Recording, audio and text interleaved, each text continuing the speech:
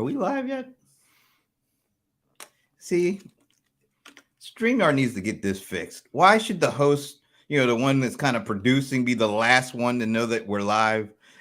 By the way, I'm Brent Leary. And I agree with you completely. And yeah, I'm Paul Greenberg. And yeah, matter of fact, we are the CRM players. And, we might be a little punchy today because quite honestly, I didn't get back home from Denver until like 2:00 this morning. So. Yeah, luckily I got in early, 11:45. Oh yeah, you got an extra an hour and 45 minutes there? Yeah, I saw from the picture you sent me that you were clearly being routed around storms. Oh, well, on the way out, that Minnesota plane. Well, on the way out, we were routed around those storms. Yeah, well, we went. I don't know. We went to like California from Minnesota to Denver. Amidst the storms, it felt like we went on a tour of all the Western states. But anyway, and then if that wasn't bad enough, when we landed, they couldn't open the door. So it took like 15. You're kidding. Wait a minute. Why am I yelling? I gotta take it down a notch here. No, you have to use geek terms. You're coming in too hot. Oh God. All right. Anyway, we are the CRM players, and wait a minute, can we do our moment of yes, we can. And now we haven't done this in so long, I almost forgot, but now it's the moment of Sven. Salvete amici. I would say Latin. I would say Latin. Is that like Don Amici's nephew Sal? Yeah, Sal Amici. Oh, that really, yeah, but I do think it's Latin. I was gonna see that, or Rebecca. Yeah, I'm going with Vinny Vici Amici. Vinny Vidi Vici. Yeah, that. All right, we're in agreement. It's Latin. Sven, let us know. Are we right or are we wrong? It would be nice to be right again. Well, we're right more than not. Well, you're right more than not. Well, we are a team, so it's we. All right. I'll take any kind of win I can get at this point. Yeah. All right. So this is cool. So we are just back from Denver, where we were at Pros Outperform. I'm going to definitely ask your thoughts on that. And by the way, we were right. Thank you. Thank you, Sven. And Sven, it's good to see you back. And it's good to have the moment of Sven back. And that means the universe is realigned and back in order.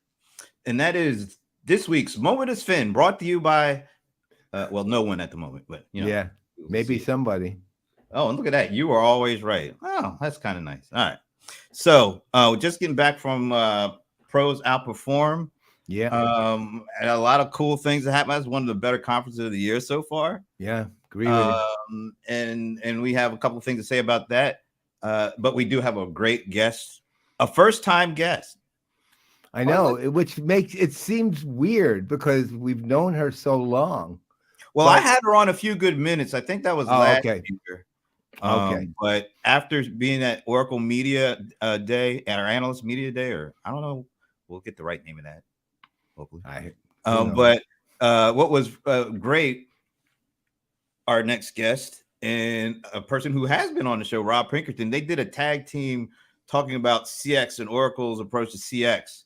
And they did it in such a unique and fun way. I wanted to have her on it and have her talk about it with you, because you weren't at Oracle Media Analyst Summit today. No, was literally in the middle of cruising. Yeah, you were cruising. But, actually, you were cruising, and they actually brought up something in the water about jumping a shark. We're going to let her explain that.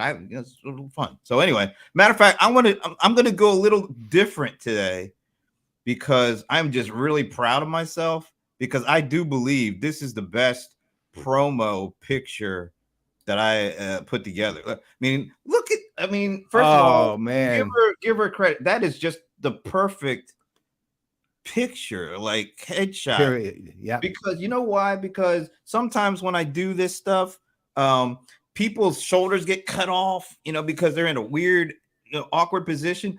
Look, hers is just like, it's perfectly. I know. set, it just made my job so easy, so I wanted to show that off. So who our guest is, but you meaning the Venerable Paul Greenberg will still have to do the traditional introduction, but I just wanted to put that out there. That's just all right. So we have something big coming up tomorrow, actually. You know what that is, right? Yeah. You know who's back, right? Yes, he is.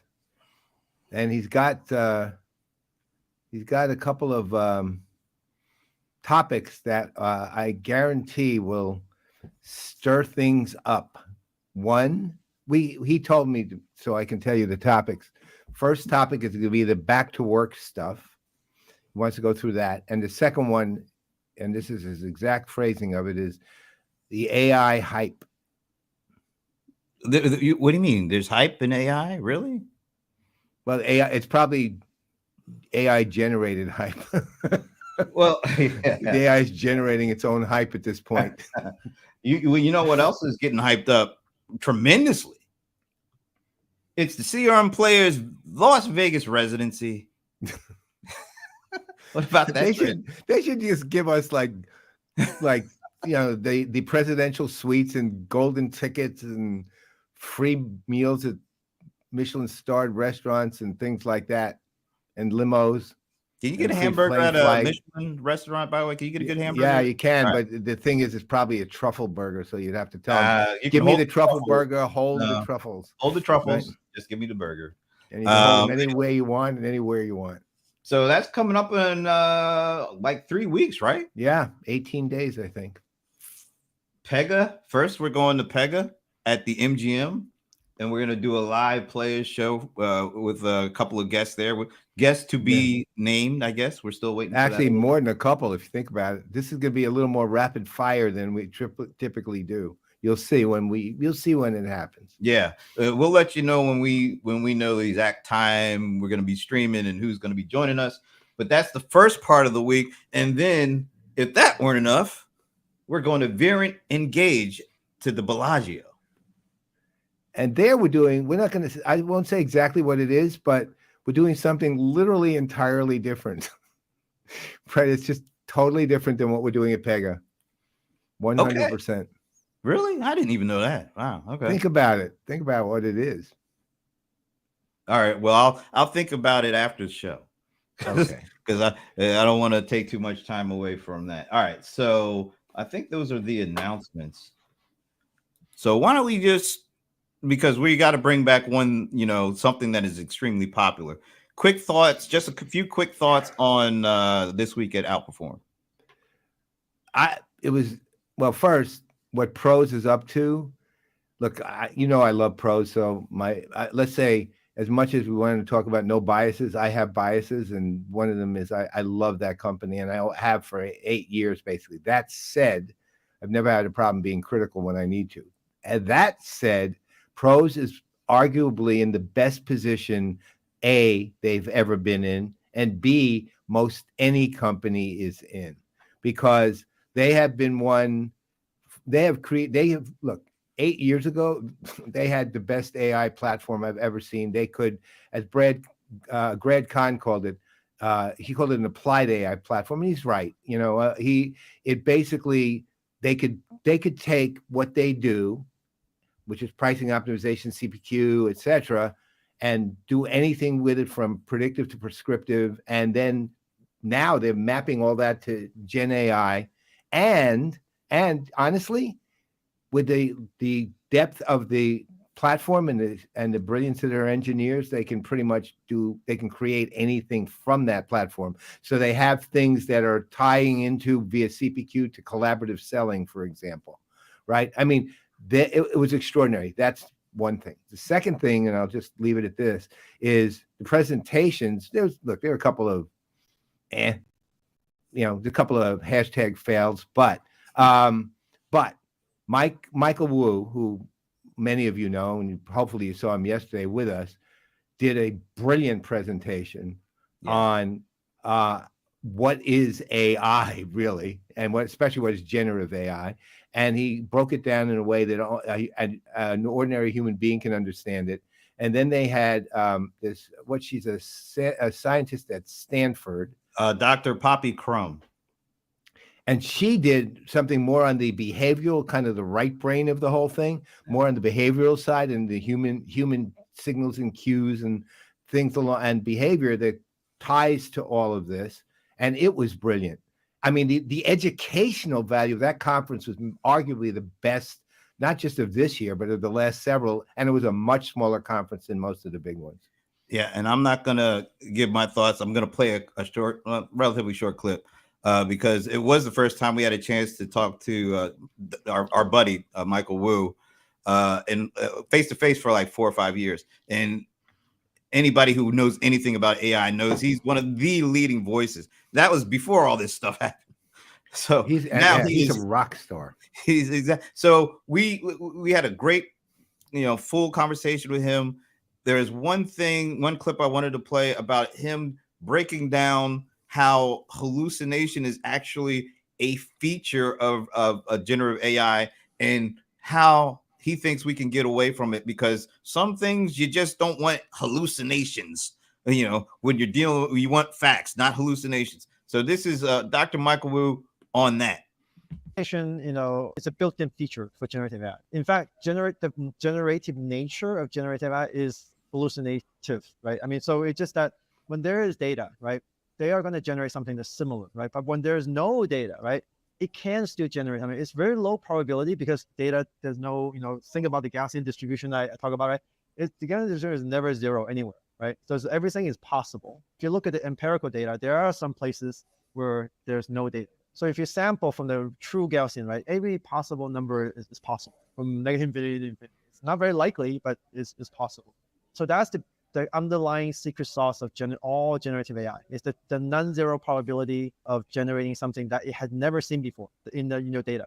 In the data is zero probability, but it's in the real distribution that you sample from, that you generate from, is non-zero probability. It's possible. Then because of that, it make up stuff, right, that never existed before. So that's why it hallucinates. So by construction, it will hallucinate. So how do you get around that? One obvious way is to kind of, you set all the zero probability region to zero, right? But then you don't have a generative AI anymore, right? The whole point of generative AI is to generate stuff that was never existed, right? But I talk about whether it's a bug or a feature, right? So for design or creative applications, is definitely a huge feature, right? But for fact-based application, we need other additional technology around it to put guardrails around it. The guardrails is usually, the example that I give is plain old Bing search as the heavy lifting information retrieval engine. Basically, if you query for something, you type in a term and you query for something. If it finds it, right, and it's going to take what it finds and then, give it to ChatGPT and have it summarized so it can actually tell you what it is. But if it didn't find anything, then you should just not give it to ChatGPT and just tell you that it didn't find anything, right? So this is what we call retrieval augmented generation. Right, so RAG, using information retrieval to do the heavy lifting to find the information. Right, if it didn't find it, then that means it doesn't exist. Right, then you should tell you that it didn't exist, and not give it to ChatGPT, because if you give it to ChatGPT, then it's going to make up stuff. Right. So, and if you remember, he showed an example in his presentation. Yeah. What was it? Mundo. What was the name of the company? It was one of their products. Every Mundo or something like that. It was an acquisition they had made, right. And he showed a list of products that ChatGPT showed of Mundo Everywhere or whatever it was called. Something like that. Yeah. And the top 4 were real products, and the bottom 4, which were described as well as the top 4 with names and descriptions, were completely made up by ChatGPT. Completely. Look completely legit too. And that's where the feature of hallucination, when you wanted to create images from your words, the images that may never have existed, that's what it's supposed to do. But we don't want it making up facts when we ask for certain things like, what's the product line for this? So I love how he kind of broke it down and how he's looking at it as what he call retrieval augmented generation, which I think is really fascinating. Anyway, lots more of that. We had a full hour and a half with not only Michael Wu, but also Grad Khan. I still say might be the coolest name in the industry right now, who is the CMO of Pros. And we even have one of their customers on, what do you remember? How was Zin Zhang, Zinji Zhang? Yeah, right. From what was Laser Ship, but they just got acquired and merged or something. So there's actually a new name, but we knew it as Laser Ship. I think it was they were acquired by On Track. Yeah, I think that's it. But they still technically, I guess we were able to still call them Laser Ship. Right. They're still merging.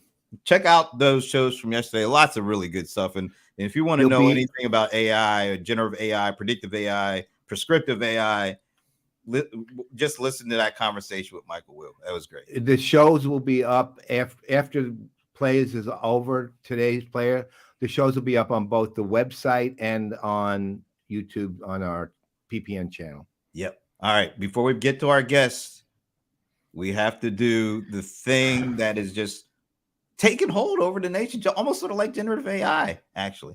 And this is really cool because we have a new way to introduce this segment. Check this out. Stump the God. I got to get a voiceover. Maybe we'll get Anand to do that. Yep. It's Stump the Godfather, and it is brought to you by my Microsoft Dynamics 365 Copilot. Yes, AI is actually bringing you Stump the Godfather. I just love saying that. Yeah. And now it gives me the reason. Now I get a question, and then I can hallucinate. So that's a good one. So I was looking over this new white paper, I guess, or report Microsoft called Governing AI, a Blueprint for the Future. Interesting report, but one thing really stood out to me, and I want to bring this up. So they had this included in this document. Technology drives GDP growth and the pace of change is accelerating. So when technology gets introduced, what impact does it have on GDP? And as you can see from this image, there wasn't a whole lot going on back in the 1800s, except for, I guess, Gutenberg with the printing press in the 1400s. And you saw there wasn't a whole lot of, GDP activity generated from the printing press back in the day.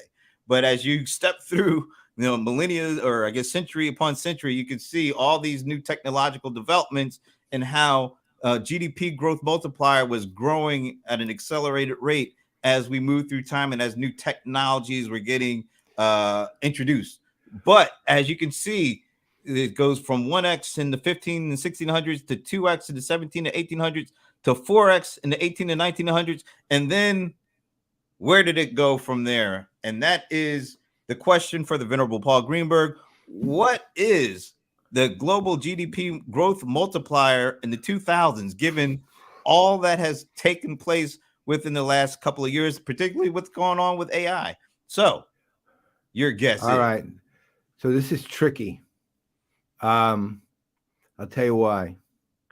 So one of the things I was taught to look at years ago by my intellectual mentor, Karl Marx, back in the day, was to look at the, well, no, Groucho was my other intellectual mentor,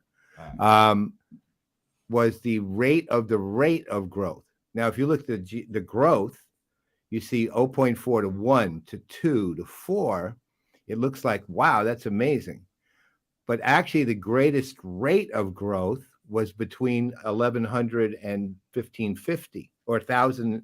Well, I guess between 1250 and 1550, because that's more. The other rates, one was no actual rate of growth between 15 and 1600, and then it was double, and then it was double again. But the actual greatest rate of the rate was the 1250 to 1550, which says something. So my question is, how well, that's actually a thing. You got to answer. You can't give a question. No. What is your answer? Well, no, the answer comes based on what I have to think about myself. Is this an exponential leap, or is it just a continuation of a pretty good growth multiplier? So the meaning, is it going to go to 8, so to speak, or is it going to go to 32, so to speak? That's the tricky part here. Now, I'm guessing Microsoft's study showed something modestly spectacular. And so this is just a guess. Of course, it's a hallucination, right? I'm having it right now. I've dropped all the necessary drugs I need to do this, right? So I'm guessing 16. 16. I'm going to 4x here as the rate of the rate. Is that your final answer? Yeah. I have no real clue, and there's no real science behind what I said, other than I'm pointing out facts of. 16 is a good guess. I think it's a good one. You know. Well, you know the answer, so I don't. Yeah. All right. So 16 is your guess. I think it's a good guess coming out of you're just pulling it out of the air, basically, right? I mean, you did a little logic. There's some logic in there. I mean, I it depends on how exponential the thing is, really. I'm assuming they want to show this, since they're an AI company, they want to show this is the greatest leap in history. All right, so here it is. The answer is 20. You weren't that far off. No. Well, I was that's literally one unit off, not 4. 1 unit off. Yeah, so there's a 5x growth between instead of a 4x growth. Right. All right. So that was close. You were in the ballpark. My science was right. My guess was off. Oh, okay. I give you credit because I think it was a kind of a hard one. So. Oh, it's definitely hard, but I mean, I don't feel like I got it wrong. It's hard because that's also speculative completely on their part. There's no science in that yet. It's this way too short a time. Well, anyway, that was this week's. Let me do this. That was this week's Stump the Godfather, not Stump. Stump the Godfather. Stump. Thank you. Brought to you by Microsoft Dynamics 365 Copilot. Man, what would we do without AI? We wouldn't even have a sponsor. Well, actually, we have 2 other ones coming, but we have 3 sponsors right now, and then a lot of people who seem Pega and Ferrant, people like that, who want us to, show up and do stuff. All right. So, we'll whatever people want us to show up and do stuff, we're there. But in the meantime, now it's time for the official introduction of our guest. I turned it over to the venerable Paul Greenberg. Well, we sort of lost a little bit of the excitement and anticipation because you already saw Katrina's name. So, but I will tell you this. It's surprising in one way, but not surprising in another, that she hasn't been on the show, because she is a brilliant person. She is somebody who, if you'll note in her title, it said product strategy and marketing. Product management rather, and marketing. Those are 2 entirely different disciplines. And she does both exceptionally well. She's one of the key linchpins to the success of Oracle CX. She also is with all the analysts. She's one of the people who is most often presenting to us, explaining to us, helping us figure out what's going on at Oracle CX. She's put forward by Oracle themselves as a person who they are happy to have as a spokesperson for them. And with all of that amazing activity, behavior, history, experience, she's actually understated. She's an understated person. She's not like the kind of person who's going to be in your face or out there with being gigantic about things. But what she always is impressive, right? No matter what. So I think she's amazing, and I know you do. And we've known her a long time, and we've seen her a lot behind the scenes, right? Now it's time for those of you who haven't seen her behind the scenes to see her. How could they see her behind the scenes? Right, that's what I'm saying. Those of you who haven't. Well, we have. Well, I guess you got to think about it. Those analyst briefings are always behind the scenes, right? None of them are public. By the way, it's time. The official name, as she gave it to us, is the Oracle Applications and Industry Analyst Summit. That was the thing I wasn't at. The thing that you were at cruising that you could. That's right. But she's here right now, so let's just bring her on. There she is. There she is. Welcome. Hi guys, how are you? What an introduction! Wow. All true. And look at that. You got a very nice setup there. It looks very colorful and this green. Yeah. Cool lamp. I'm sure my colleagues wonder when the jungle is going to take over. I actually really love that lamp. Yeah, it's a pretty cool Art Deco-y. Yeah, exactly. How are you guys? Thanks for having me. I really appreciate it. It's good to see you again. Well, we've been wanting to have you on since right after the Oracle Applications and Industry Analyst Summit. I want to make sure I get it right now. Quite the name. Yeah, our Analyst Summit. Yeah. For short. Yeah. So because you and Rob did such a really great job with your session on CX, Oracle CX, particularly. I mean, look, I came of age in the 80s. So you start talking, it's the 70s and 80s. So you start talking about Happy Days and Dallas and things like that. I mean, you had me. But you know, maybe you could talk a little bit about, you know, because Paul wasn't there. Maybe you could talk to Paul about kind of what you guys laid out and how you laid it out with the whole portion of the Oracle CX during that whole event. Yeah, I'd love to. So, you know, we continued actually the 80s theme with our latest planning session, the Karate Kid. So I'll tell you about that next time. Oh, nice. But, yeah. You know, Cobra we exactly Cobra Kai SWAT team. What we really wanted to do was kind of provoke some new thinking about CRM and talk about it in an engaging way, because everybody wanted to know, you know, Oracle is all about this vertical integration fusion strategy, but you know, talking about that for 45 minutes, you know, could be potentially a little dry. So we tried to liven things up a little bit by taking some 1970s, 1980s kind of familiar frameworks, like jumping the shark, you know, doing big new serial programming, and make it an interesting conversation. So the premise really was, you know, CRM has jumped the shark, meaning that, you know, a lot of us, you know, have started becoming a lot more about entertainment and big news headlines than actually some substantive movement in the industry around customer value and you know, really moving the industry forward rather than just heading for those headlines in the news. So that's kind of what we based the presentation on, was, you know, the idea that we've become a little bit like a self-licking ice cream cone in the industry in some places. And, you know, Oracle really wants to focus and double down on kind of delivering revenue and customer value through our products that are kind of leveraging all the power and innovation that Oracle is bringing to the market. So, how can you elaborate on the jumping the shark thing? I mean, given I know the history of Fonzie jumping the shark, but can you elaborate on what you meant by that a bit? Yeah. So, you know, it was really, you know, so Fonzie back in the 1970s, star of Happy Days, he was the epitome of cool, right? He always showed up in that leather jacket, kind of had that swagger to him. But sadly, in the 5th season of Happy Days, he took a bet on a California vacation with his family, put on that leather jacket, strapped on some water skis, and jumped over a shark on a dare. And it kind of marked the decline of Happy Days.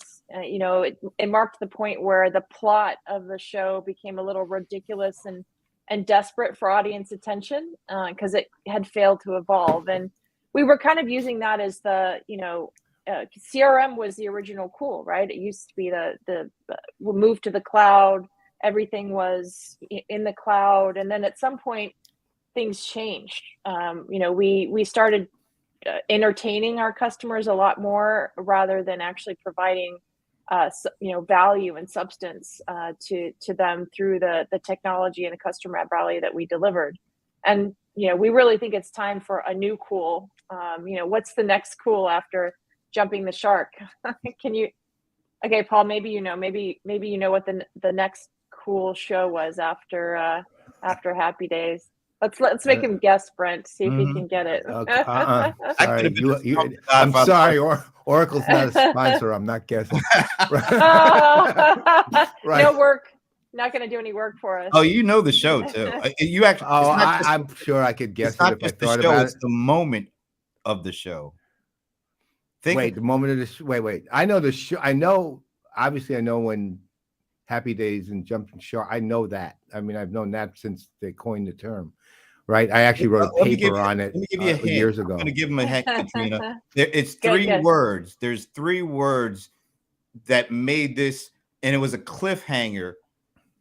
3 words that carried over until the next season of the show. Who And this shot is JR? there it is. You got it. There you go. You Yeah. got So yeah. As And soon as you why said 3 was it? words, I knew. Thank you. Yeah, That was it the really marked the new cool for TV that still continues today, right? Everybody binge watches series. It was the first show in the 80s that really had this idea of a 14 series story, continuous storyline about the Ewing family, which really brought the new cool to TV, which was scale, right? They did everything big. The storylines were big. They conquered the American West. They herded cattle. They created a vertically integrated enterprise that went from shipping to real estate to construction to banking, right? So we went from this period in time where everything was siloed and episodic to a period of time where things were delivered in a continuum around one customer, one family story in a very integrated way. So we kind of use that as the premise to say, we need to move from these kind of siloed approaches to, every product being, an island in an archipelago, to actually a vertically integrated, continuous storyline that puts customer value at the center. So, look, I ultimately agree with you that CRM jumped the shark. Although I have a different take on how that happened, but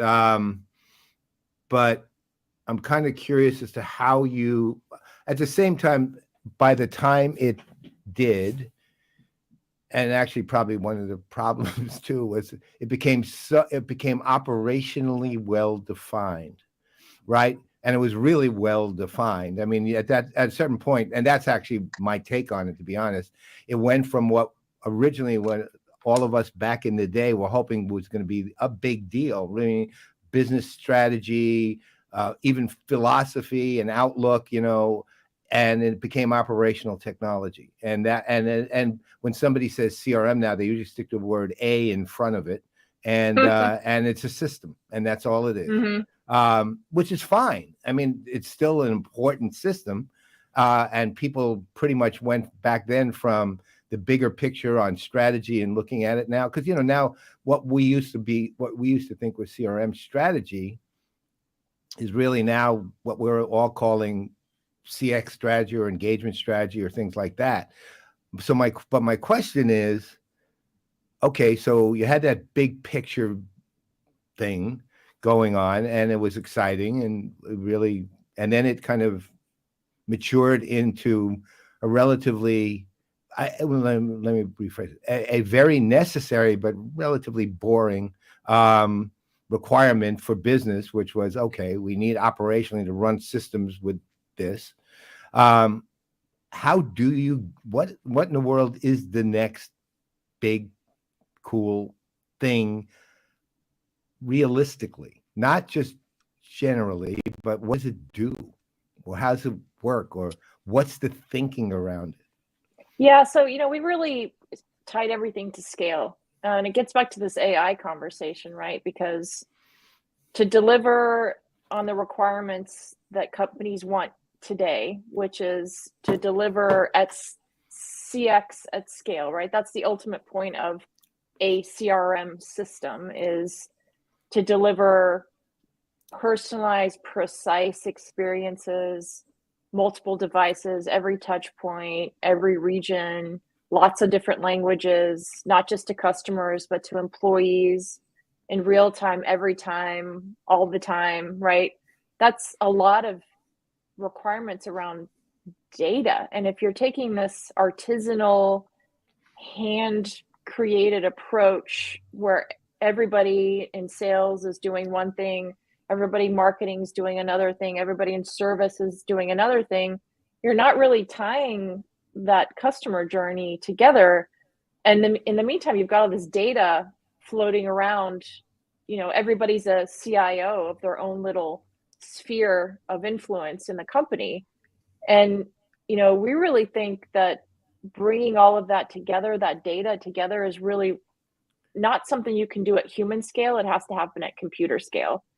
And so this is, why we tried to make the presentation a little more interesting, because, talking about vertical integration and computer scale isn't really, sometimes the most interesting way of presenting things. But, when you think about back to that Microsoft chart you showed just before I joined, when you think of each kind of big growth curve, it happened, a lot of the big technology innovations happening when big players in the industry decide that they have to vertically integrate. So go back to the early 20th century and Ford. They were one of the first companies that integrated everything vertically. I mean, they mined the metals themselves. They trucked the metals to their manufacturers. They forged the metal. They did everything from mining the metal to forging the metal to actually building the cars on the assembly line, assembling. Eventually, they had a more distributed model when more people were manufacturing cars. But if you jump forward to the next big vertically integrated companies that we can think of, like Apple and Tesla, they own the whole production chain, right? Like Tesla owns everything. You don't have to go to the gas station. The sales process is part of the car itself, right? They just upsell you on the screen. You don't have to actually go to a dealership to turn on new features. They just download every night and you just click, okay, I'll buy that, So they own everything. And on top of that, they're taking all the data they collect from the drivers to the streets, and they're putting that back into the product. So they own everything from top to bottom.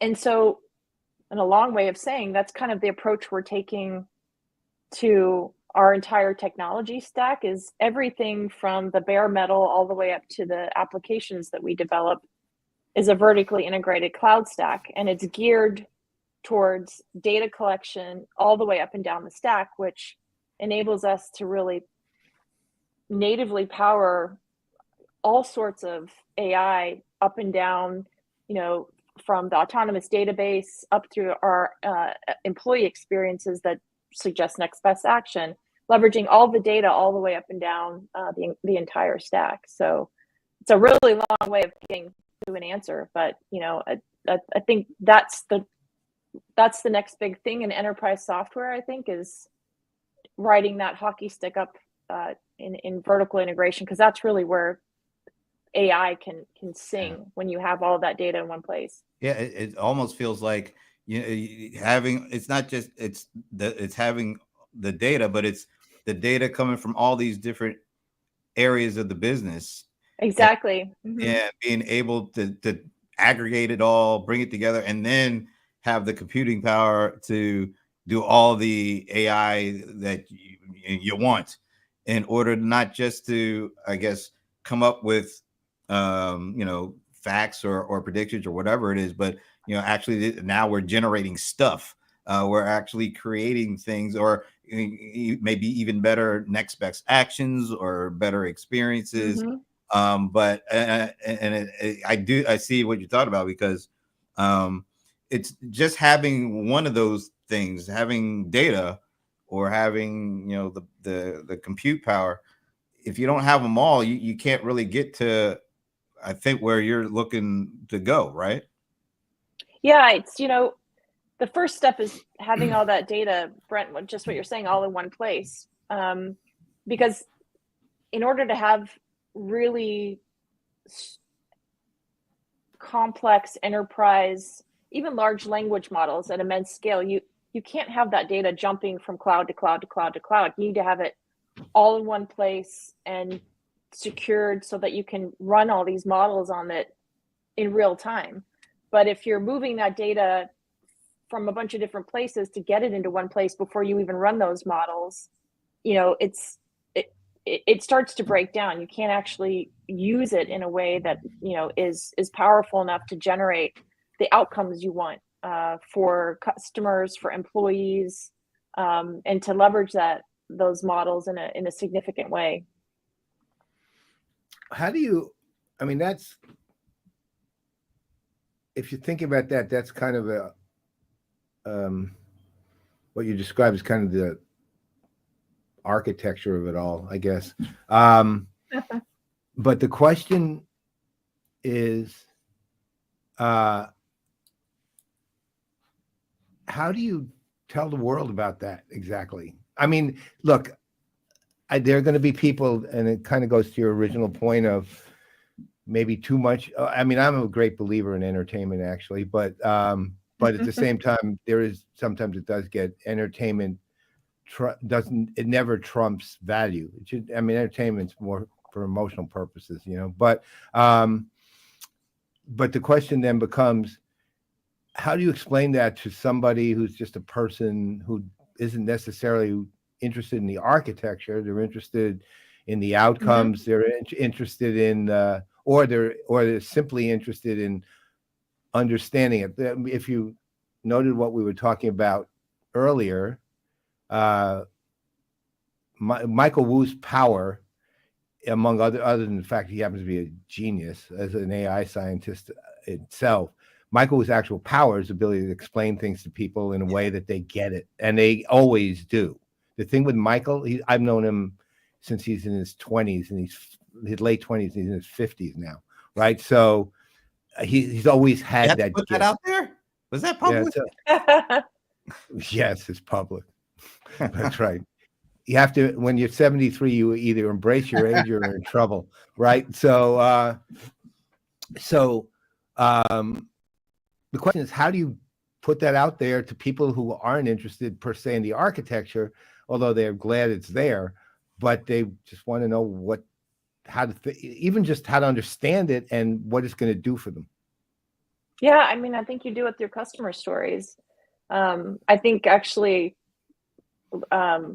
Larry Ellison described it well in the last earnings call when he started talking about, you know, how much AI is driving up demand for cloud services because of the immense amount of computing power you need to do things like what we're doing for MD Anderson, for example. You know, taking the Cerner health records, you know, and running AI models through it so that clinicians can make better recommendations that reduce readmissions for cancer patients, right? You tell it through powerful stories like that. You tell it through stories like Oracle using its own AI to close books faster because we can run models over the entire set of enterprise data, all the way from financials up through sales and opportunity management. You know, we tell it through marketing stories, like being able to deliver new content that's interesting to customers, or new process flows for marketers by having AI sit on top of and watch how employees are using technology and suggesting new skills or new flows that make their jobs easier and suggest recommendations on what to do next with customers. So ultimately, you know, you can talk about the architecture all the way, you know, to the end of the day, but I think customer stories and use cases that are really powerful is the best way to bring that to life. Yeah. Matter of fact, yesterday at Pros, we talked to one of their customers. One of the things that, as he was talking about, you know, some of the things that they're using the platform, and one of it was just to be able to be able to be the first one to respond to a quote that a customer has, and having all the information and the ability, the automation, and able to do it quicker, because in certain instances, the quickness, being the first to quote, could put you at a really serious competitive advantage. I hadn't really thought about it like that, but you know, as you said, this is a customer who's living it and totally immersed in it, talking about, oh man, having a platform that allows us to quickly be the first to quote. That could be a pretty significant advantage. So I would say not even first to quote, but like the best quote for the customer and for the business and for the sales rep, right? So you can actually run AI models on top of all historical data you have in your business systems and say, in this industry, for this type of customer, buying this set of products, you could quote it this way, sales rep, but ultimately you're going to more likely to close the deal, take a little less commission, and the business can recommend things that is better margin for the business, right? So it's not just first to quote, but like the best quote for the business customer and the sales rep. Actually, that actually was what we were discussing. If you watch the segment, we literally were talking exactly about that. Yeah, because his idea was we want to know how much money are we leaving on the table by putting a particular particular customer. So it all kind of builds on each other, right? I mean, it's really interesting stuff. Yeah, or driving new behaviors in your sales team, right? Sometimes when you're introducing new products or new services, sales reps will just sell what they know, but how do you incentivize them through intelligent recommendations and give them the option to actually see that this new product will actually be better for me and for the business and for the customer? So it's the other thing really amazing stuff. Yeah. The other thing I think that he mentioned was, because we brought the question up, you get first with your price, but somebody comes in and undercuts you, one of the things he gave a longer explanation of the factors that would go into then looking at that. But he also said one of the things he loved about pros, which made it interesting, it kind of goes to what you're saying directly, is using those models, he can come back really quickly with a second number if he needs to, or a reason why his quote is more what they're providing is more valuable than what the undercutter is. And that gets kind of back to this human scale versus computer scale. Like there's no way a sales rep in the moment can possibly go through all the permutations that are required to come up with that right offer, right? Or that quote or that proposal. That takes massive computing power, right? And that's why that architecture is so important to deliver on that specific use case is, and it's not necessarily, everybody talks about AI, taking white collar jobs. And, I think, used in the right way, AI can actually help people do their jobs better and much more in a more powerful way that makes them feel better and also delivers better customer value. Because you can do these optimized things that, would take a human, they could eventually do it, but it would just take a much longer period of time. So. We have a question from one of our faves, the guy that does the moment is Sven for us. Sven.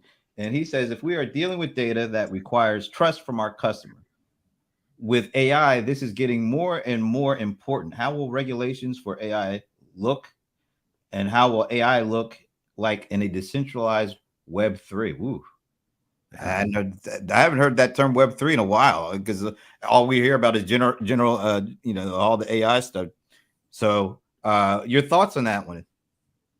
Yeah, I'll address what the question maybe in a different way, which is data security. I think it's what it's ultimately getting to is, there were a lot of stories in the headlines recently, like about Samsung engineers using ChatGPT and put proprietary code out into the OpenAI system, or AI generating strange articles around healthcare or giving bad financial advice, suggesting that you could make 100% return on a year on a 3% investment, right? So things like that. But the point being, like, I think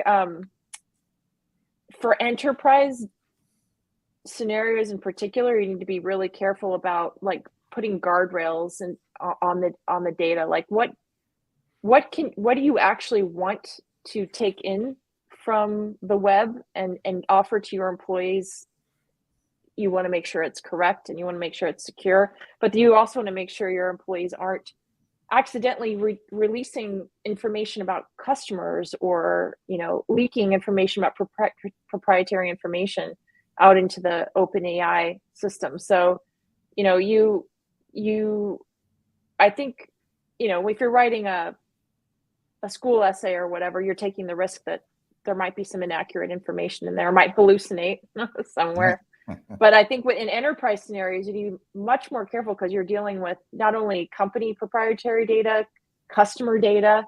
So I think regulations in that sense, if they're not coming from the outside world, I think companies are going to be much more careful about, what guardrails they put up about data coming in and out of the organization. All right. I have a very unrelated question to any of this. Something I've just been thinking about, and I'm curious to take. So over the years, you remember, there's always a discussion of being first to market, right? And there's also discussions around that leads to other kinds of discussion around category creation and so on and so forth. And, one of the hallmarks of, say, category creation is that you have to create the basis for your competitors, right? Which is always a very odd thing to do, but without a competitor, it's not a market, really. I mean, Right. But the interesting question to me was, I go back in history and you look at Microsoft, for example, and if you remember Netscape and Quattro Pro and WordPerfect and so on and first part, yeah. And I used to be an avid WordPerfect user back in the day, but they were all first to market type. They were first to market. Microsoft was second to market. Right? They waited and looked around and they saw all the problems that these had and they fixed all those problems and they came second to market and became better. But they didn't have first market advantage, but they dominated by being second to market. So my question to you, and you can modify it any way you like, first to market or second to market? Oh, I actually think it's easier to be second, third, or fourth to market because the category is created. You can ride the coattails of all the hard work the first mover has done. You can leverage all that intellectual property in terms of like how to go to market, customer use cases. It might be more fun to be first mover because you have to solve all those problems. It's a little more intellectually engaging, but it is hard work, right? I mean, setting up that category, meeting with analysts, convincing them that there's a market there, finding your first customers, who are the right customers. It's a ton of fun, but it's a lot of work. It's a lot easier to be second, third, or fourth in line once that road has been paved. Absolutely agree with you. I always find it's actually an important question because right now a lot of companies let's face it, the enterprise technology world is crowded as hell. I mean, it's really crowded. I mean, Oracle, of course, is one of the dominating forces in it, but it's so big a market that you're not the only dominating force. If you think about it, if the market's at a certain level, it's usually like, for example, pros in the airline travel pricing optimization market, they are like they have like 98 or 99% of it. Literally, that's their market share. I mean, it's like insane, right? But it's not a big market. It's small, right? At the same time, this market's massive. There's 1 million players in it. And trying to create a brand new category in a market that's already confusing because it's so big isn't always a good play. And to your point, incredibly difficult, wildly expensive. You got to create everything in every aspect that is created by you first. Yeah, you're convincing people to be guinea pigs in a sense, you know what I mean? Which is great, but also very challenging. Yeah. And the risk is really high that it's just not going to work. So period. You talk to a lot of Oracle customers or CX customers. If you had to take a guess as to what the fear to excitement ratio is when it comes to all this stuff that we just kind of talked about from your customers, what would it be? I think the excitement level is probably, in a scale of 1 to 10, probably like a 12. Wow. Okay. I think, yeah, I mean, everybody wants to talk about this stuff. Everybody wants to know your opinion, what you're working on, what your vision is for it. But I still don't see a lot of customers actually even approaching what's possible in terms of building out leveraging true AI and ML models within their businesses, just because I don't think people fully have the trust in it yet. Maybe they're worried about those hallucinations and don't be on a wild trip, into some psychedelic place. That's right. With their business. But it's definitely a very exciting topic. I mean, everybody's talking about it clearly in every way, shape, or form. But I think customers, that goes back to maybe your first mover question, Paul. I think customers are always in this realm are still working on figuring out what exactly is right for their business. Yeah, it is scary, actually, especially, I mean, as much as we're talking about generative AI, it's only been a few months. Not like it's, I know. I mean, it's AI like November, right? Since November. Right, that's what I'm saying. AI has been around for a long time, but this level of conversation's been literally around a few months, right? And it's way early in the thing. And let's face it, in the beginning, ChatGPT version 3.5, that was people playing with toys. Yeah. But now the use case is that, but the thing that, and we discussed it a little yesterday, the thing that was just incredible is the number of use cases that are now out there is just extraordinary. Yeah. And real use cases, not like hallucinations, let's say. They're not hallucinatory. Well, let me ask you this, because I think I've asked everybody that we've talked to over the last couple of months, vendors at various places. Are you surprised at the speed of conversation that Gen I has kind of cropped up? Because it's not, like I said, this stuff isn't new necessarily. It's been around for a long time, but it seems like ChatGPT did something. It caught the attention of regular folks to the point where it's what everybody's talking about. So were you surprised at how quickly this has moved so far? I would say I was surprised, like December, January, how fast it was all moving. But now kind of, it's about those use cases, right? I think the reason it's caught on fire so much is because it's so relatable to everyday stuff, right? You can go pay $20 a month and help your kids with like really complex, 12th grade essays on, physics or whatever. Like, I think it's, it's making AI an everyday thing, which I think is why it's kind of latching on so much, because we've consumerified it, right? Like before, AI was such an abstract thing, but now I can explain it at my mother-in-law's, dinner party, and everybody kind of gets it, right? Before ever, it was like this like abstract thing of like machines consuming data and like it spits out this random information, but like ChatGPT made it consumable. I think that's why it's caught on so much and people kind of get it. You know what I mean? So yeah, makes complete sense.